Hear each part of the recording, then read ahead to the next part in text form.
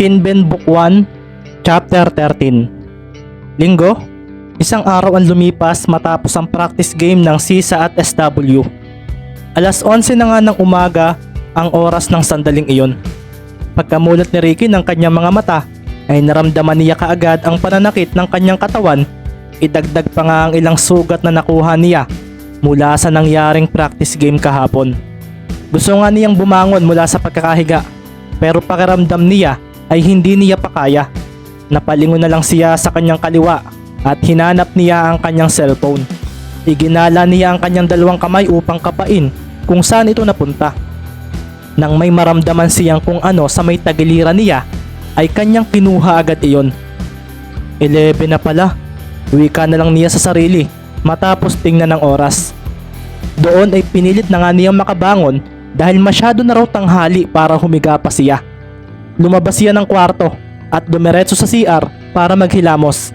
Iika-ika pa nga siya sa kanyang paglalakad patungo rito. "Oh, ano? Okay ka lang?" Napansin nga siya ng kanyang nanay sa pagdaan niya sa harapan nito. "O, okay lang po. Nanibago lang po ako sa paglalaro ng basketball." Nangingiting sagot naman ni Ricky at pagkatapos ay pumasok na siya sa CR. Napatingin naman din siya sa salamin pagkatapos maghilamos. Napansin niya ang sugat sa kanyang mukha, sa kanyang kanang pisngi. May gasgas ditong makikita dahil sa laro kahapon. "Napansin mo kaya ako, Mika?" Wika niya sa sarili habang dinadama ang sugat na iyon sa kanyang pisngi. Lunes, normal na araw na naman ito para kay Ricky. Dire-diretso nga agad siya sa kanyang unang klase gaya ng kanyang ginagawa.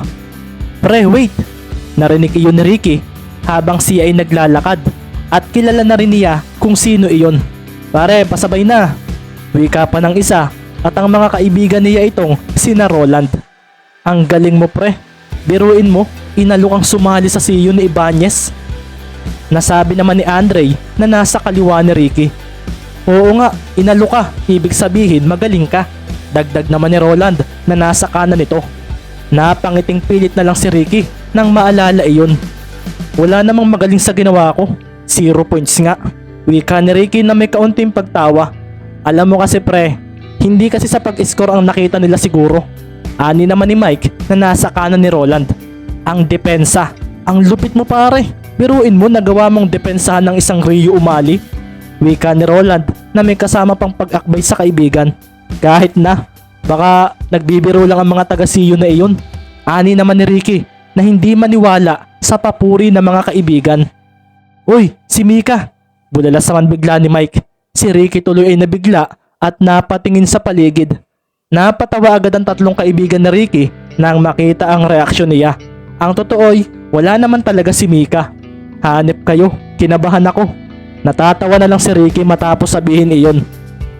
Pero biglang may tumawag sa kanyang pangalan mula sa kanilang likuran ng mga sandaling iyon.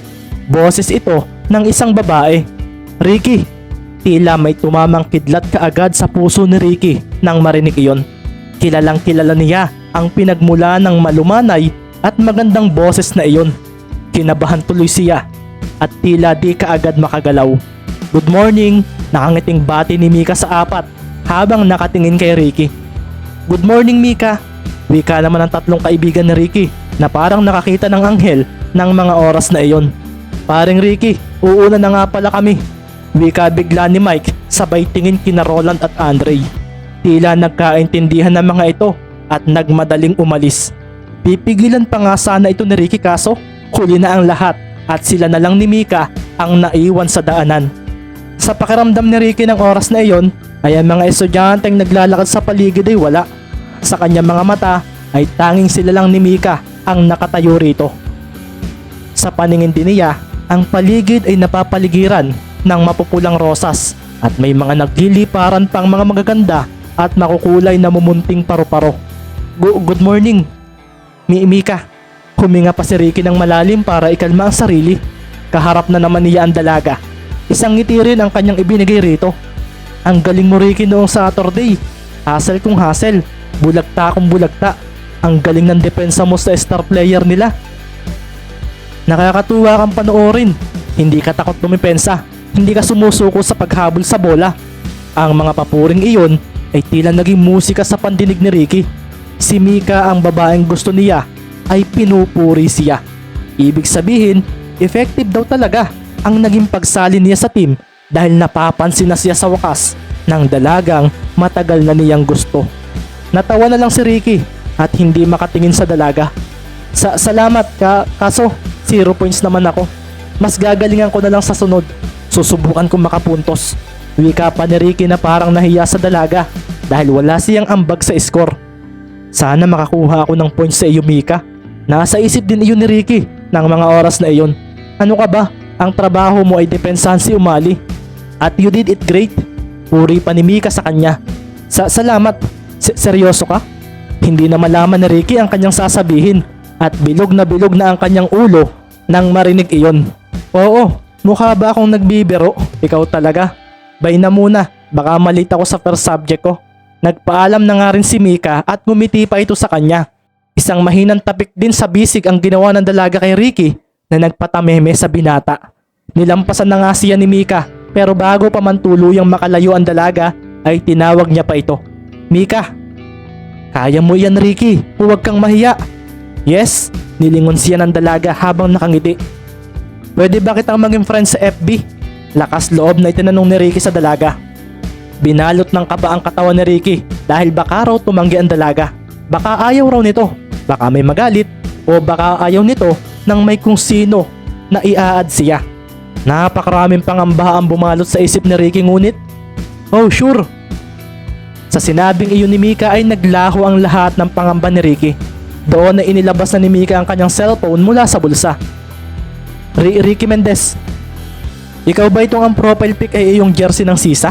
Tanong ni Mika na ipinakita pa kay Ricky ang kanyang phone. Tumango na lang ang binata. Ako na mag-a-add sa iyo. Bye na muna. Kinawayan pa siya ni Mika at nagmadali nang umalis. Tila hindi naman makapaniwala si Ricky. Mabilis niyang kinuha ang kanyang cellphone mula sa bulsa na muntik pang mahulog dahil sa pagmamadali. Binuksan niya ang kanyang data at nag-open ng FB. Gumuhit agad ang ngiti sa kanyang labi sa nakita. Mika Mendoza. Wika niya sa sarili matapos i-accept ang friend request na iyon. Pagka-accept ay isang mabilisang pag-stalk nga kaagad ang ginawa ng binata. Tila nagliwanag ang kanyang mga mata habang iniisa-isa ang mga uploaded pictures ng dalaga. May ilan nga rito ang isinave niya sa kanyang phone. Ngiting-ngiti si Ricky na tila tumama sa loto. Ang buong araw niya nga ay naging lalong masigla dahil doon. Ang kanyang pagsali sa varsity team ng Sisa ay unti-unti na nga nagbubunga. Ang kanyang dahilan sa pagsali rito ay tila nagkatotoo na dahil kay Mika para mapansin ni Mika. Naglakad na si Ricky para pumunta sa una niyang subject. Isinara na rin niya ang kanyang phone dahil nga sa friend request ni Mika ay may isang friend request siyang hindi napansin ng mga sandaling iyon. Kung reader ka ng kwentong ito at hindi ka pa nakasubscribe sa ating channel, pindutin na ang subscribe button para mas maraming kwento ang iyong makita rito. Ang araw ng pagsisimula ng CBL ay unti-unti nang lumalapit. May natitira na lamang na 1 linggo bago ito opisyal na simulan. Gaya nga ng ginagawang routine ni Ricky tuwing umaga ay nagja-jogging siya at nagpu-push ups ng 100 kada umaga. Tila nga hindi basketball ang kanyang pinapractice. Gaya na lang ng mga pinapagawa ng kanilang coach sa kanya.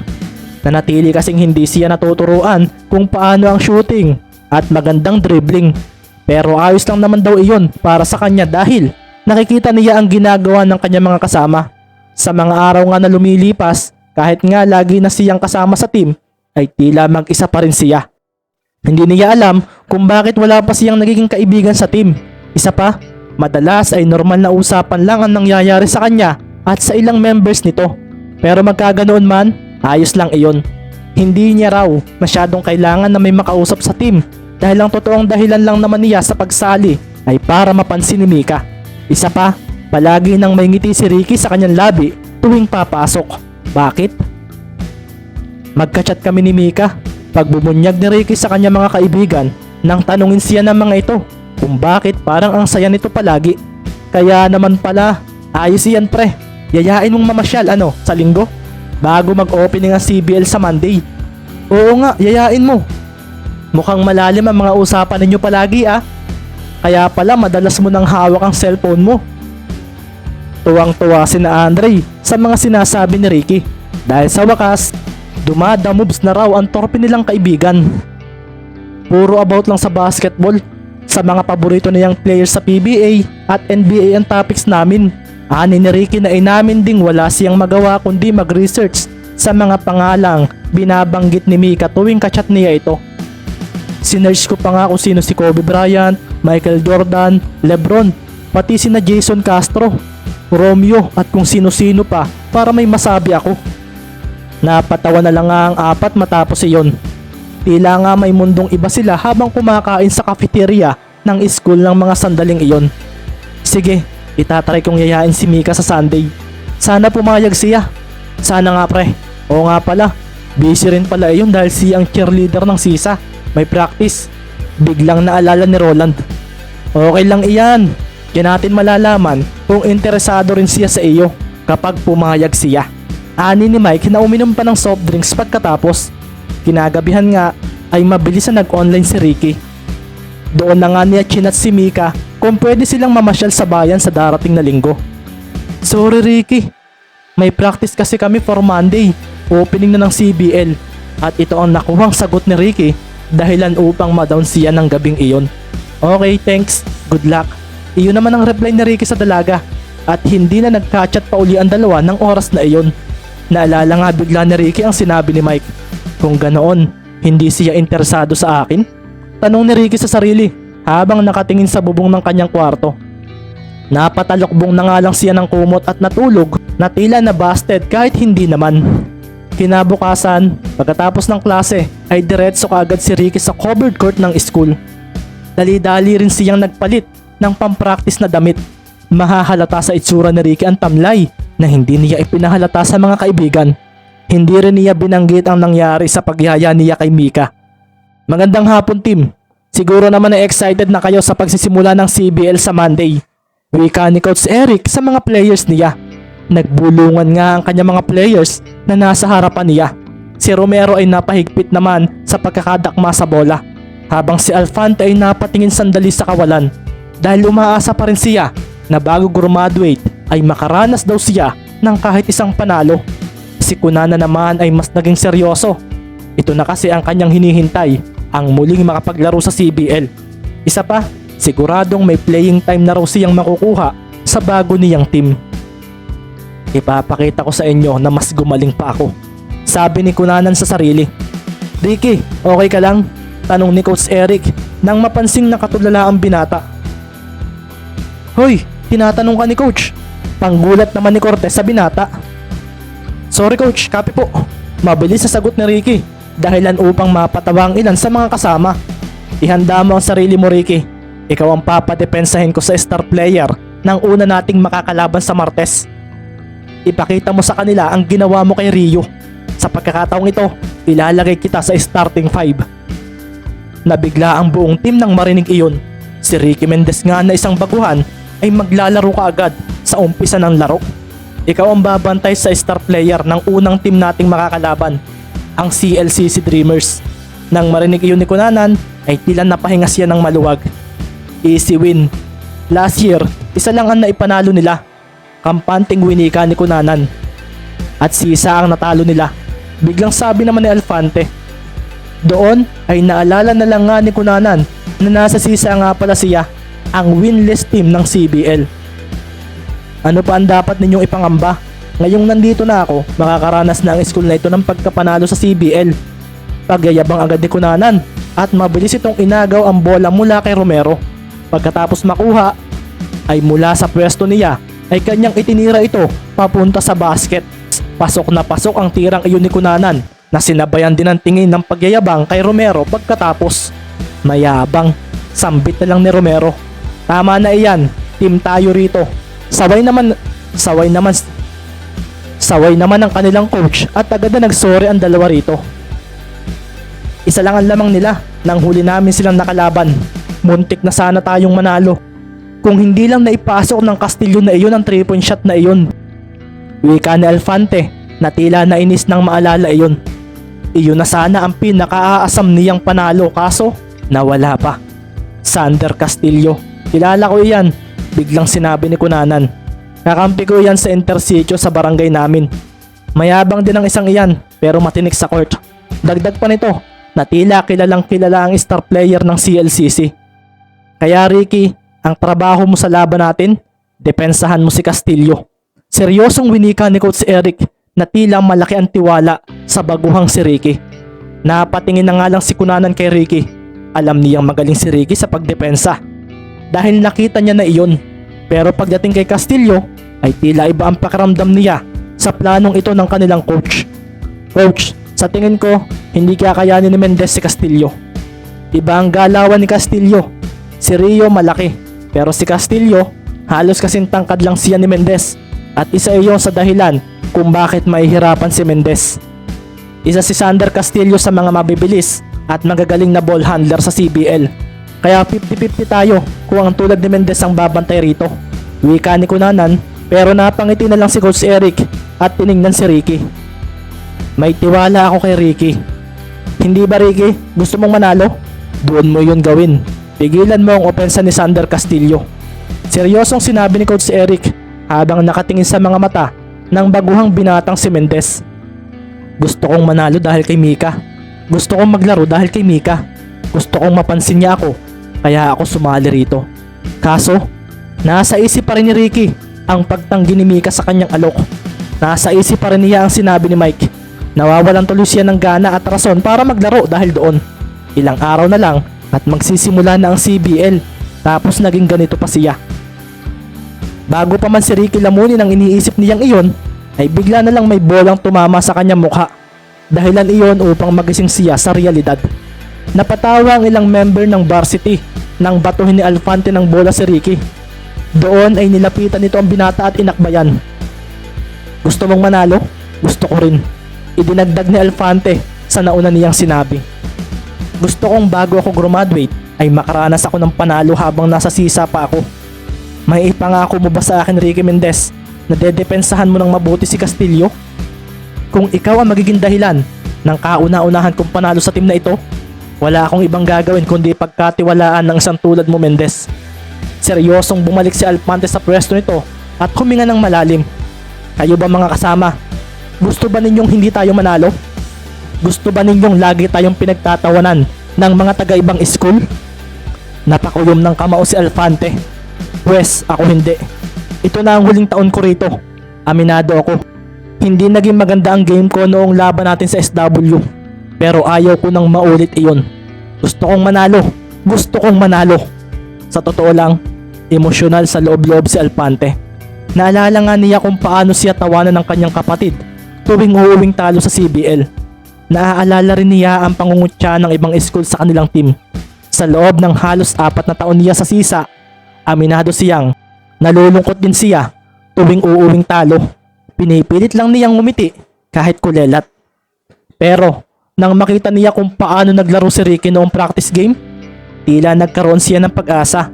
Hindi niya alam kung bakit, pero nang makita niya kung paano handang magkagalos at sugat ito para lang mabawi ang bola, ay naisip niya bigla ang kulang sa team nila, ang hustle.